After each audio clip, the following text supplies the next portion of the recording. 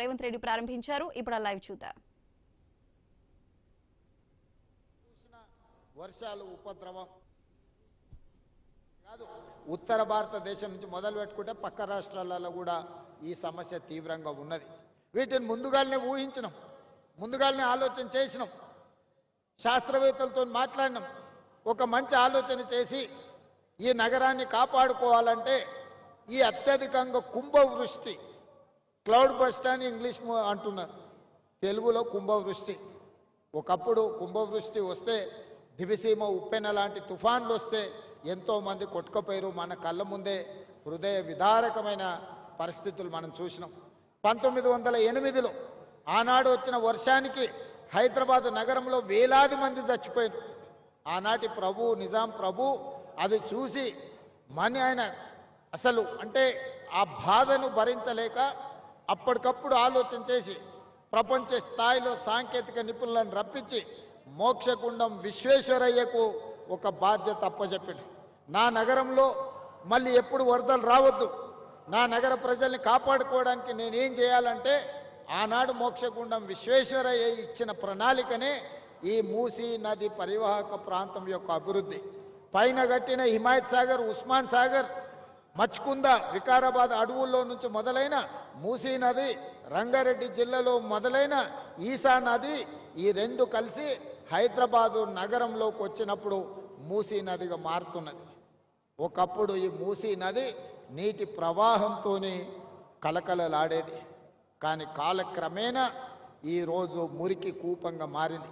మూసీ అంటేనే మురికికి ప్రత్యయ పదంగా మారిపోయింది. ఎక్కడైనా మీరు చరిత్రను చూడండి, ఏ ప్రాంతంలో నీరు ప్రవహిస్తుందో ఆ ప్రాంతంలో నాగరికత పరిడవిల్లుతుంది. ఏ ప్రాంతంలో నదులు ఉంటాయో ఆ ప్రాంతంలో అభివృద్ధి ఉంటుంది. ఆ నదులను ఇవాళ మనము చెరబట్టే ప్రయత్నం చేస్తున్నాం కొంతమంది కబ్జాదారులు. ఇవాళ అందుకే ఈ హైదరాబాదు నగరంలో ఉన్న నాలాల కబ్జాలను వదిలిస్తామని, చెరువులను విడిపిస్తామని, చెరువులను చెరబడితే తాట తీస్తామని చెప్పి తెలంగాణ రాష్ట్ర ప్రభుత్వం నిర్ణయం తీసుకున్నది. ఇవాళ చెరువులను విడిపించడం, నాలా కబ్జాలను తొలగించడం, మూసీ నదిని పునరుద్ధరించడమే తెలంగాణ రాష్ట్ర ప్రభుత్వం లక్ష్యంగా పనిచేస్తుంది. మిత్రులు కాలేరు వెంకటేష్ గారు ఒక మంచి ఆలోచన ముందుకు వచ్చాడు. రాజకీయాలకు అతీతంగా అభివృద్ధి కార్యక్రమంలో భాగస్వామి కావడానికి ఈరోజు ప్రతిపాదనలు తెచ్చాడు. ఎస్, తప్పకుండా మిగతా శాసనసభ్యులు కూడా నేను విజ్ఞప్తి చేస్తున్న, హైదరాబాద్ నగరంలో ఉన్న శాసనసభ్యులు మీ నియోజకవర్గాలలో మూసీ నది పరివాహక ప్రాంతం ఎంత ఉందో ఆ బఫర్ జోన్లో కానీ మూసీ నదిలో కానీ పేదలు, అత్యంత నిరుపేదలు, తండాలలో, గూడాలలో, మారుమూల పల్లెల్లో ఉన్న పేదలు ఈరోజు హైదరాబాద్కు వలస బతకడానికి వచ్చారు, జీవనాధారం కోసం వచ్చారు. ఎక్కడ దిక్కులేక, ఎక్కడ నివాసము స్థలం దొరక్క ఈరోజు మూసీ నది ప్రాంతంలో చిన్న చిన్న గుడిసెలు వేసుకొని బతుకుతారు. వాళ్ళ పేదరికం నాకు తెలియదా? కొంతమందికి పేదరికం అంటే ఎగ్జిబిషన్ అయి ఉండొచ్చు. బెంచ్ కార్లు వేసుకొని పేదరికం చూడాలంటే ఊర్లకు పోయి ఓహో పేదరికం ఇట్లుంటుందా అని ఎక్స్కర్షన్ లాగా పోయేటోళ్ళు ఉండొచ్చు. గుంటూరులో చదువుకున్న వాళ్ళు, గుడివాడలో చదువుకున్న వాళ్ళు, లేకపోతే అమెరికాలో చదువుకున్న వాళ్ళకు.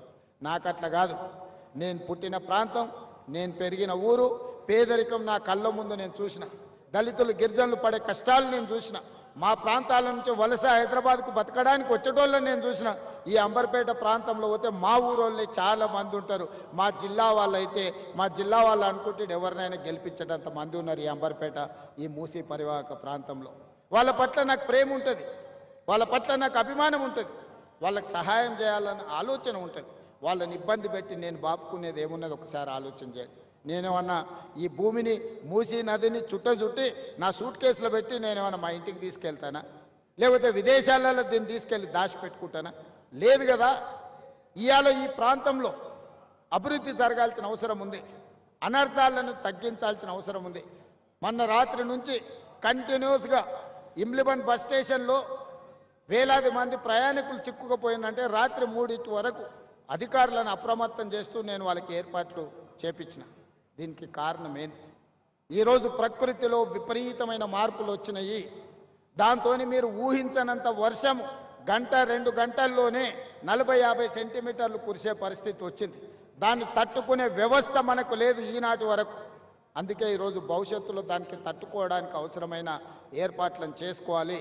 లేకపోతే జీవితాంతం మీరు కష్టపడి సంపాదించుకున్న మీ టీవీ కావచ్చు, మీ ఫ్రిడ్జ్ కావచ్చు, మీ మంచాలు కావచ్చు, మీ పిల్లలు చదువుకున్న సర్టిఫికెట్లు కావచ్చు, ఉప్పు పప్పు బెల్లం చింతపండు మీరు సంపాదించుకొని 2-3 నెలలకు మీరు తెచ్చి ఇంట్లో పెట్టుకుంటే రాత్రి ఈ రకంగా వర్షాలు వస్తే గంటలలో అవి నీట మునిగిపోతాయి. ఆ తర్వాత మిమ్మల్ని ఆదుకోవడానికి ఎవరూ రారు. నా మాట వినండి, మీకు మంచి చేసే ఆలోచనతో ఉన్నా. ఇలా కాలేరు వెంకటేష్ గారు ఒక ప్రతిపాదన చేసిండు. అంబర్పేట అసెంబ్లీలో 5 కిలోమీటర్లు మూసి నది పరివాహక ప్రాంతం ఉన్నది.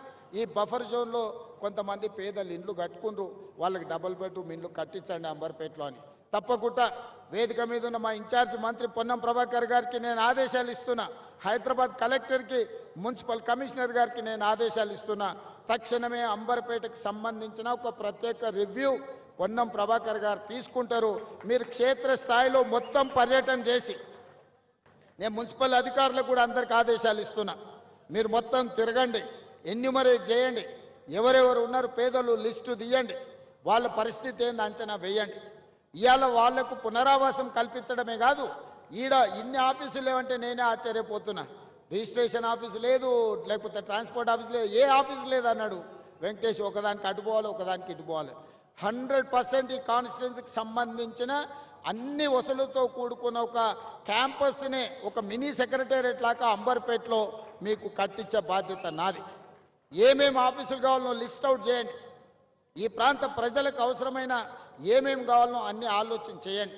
వాటికి సంబంధించిన ప్రణాళికలు సిద్ధం చేస్తే డిసెంబర్ 9 తారీఖు లోపలనే మీకు అన్ని అనుమతులు ఇచ్చి నిధులు కేటాయించే బాధ్యత నాది.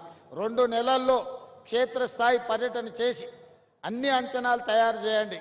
ఆ అంచనాలకు అనుకూలంగా నిధులు డిసెంబర్ 9 తారీఖు లోపల మంజూరు చేసే బాధ్యత నేను తీసుకుంటా. కాలేరు వెంకటేష్ గారికి నేను సూచన చేస్తున్నా, రాజకీయాలకు అతీతంగా మీ నియోజకవర్గాన్ని అభివృద్ధి చేసుకోండి. నేను సహకరించడానికి సిద్ధంగా ఉన్నా.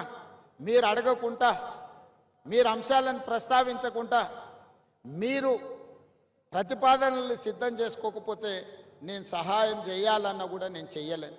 క్షేత్రస్థాయిలో మీరు సహకరిస్తే 100% అద్భుతాలు చేస్తాం. ఇక్కడ ఒక అతను కబ్జా పెట్టుకున్నాడు, అతని పేరు గురించి నేను చెప్పాల్సిన అవసరం లేదు. ఆకాశం నుంచి పూలు జల్లిన నాటి నాయకుడికి కబ్జా పెట్టుకున్నాయని, ఆయన వెనకాల ఎవరున్నారో మీ అందరికీ తెలుసు. కానీ ఇవాళ లోకల్ ఎమ్మెల్యేగా మీరు సహకరించారు. వితిన్ 100 డేస్లో ఈరోజు బతుకమ్మకుంట నిజమైంది, కళల సాకారమైంది.